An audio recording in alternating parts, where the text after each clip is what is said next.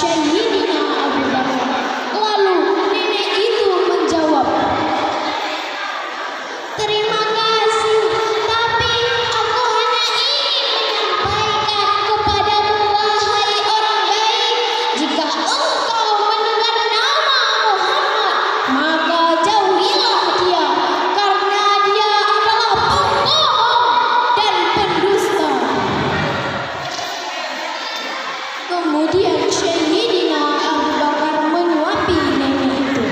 Setelah 2 suapan, tangan Sayyidina ditepis oleh nenek itu, dan nenek itu berkata, bukan kau orang yang biasanya menyuapiku. Orang itu lembut, sopan. Bukan kau orangnya.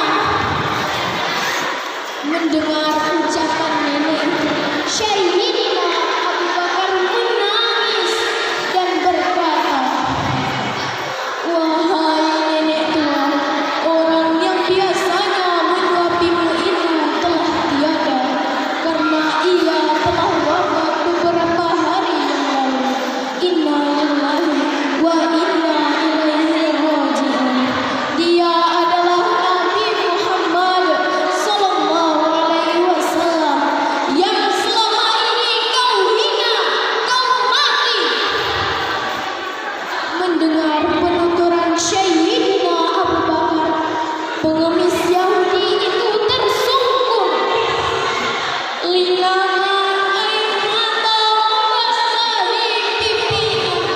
Dia menangis menyesal dan berkata,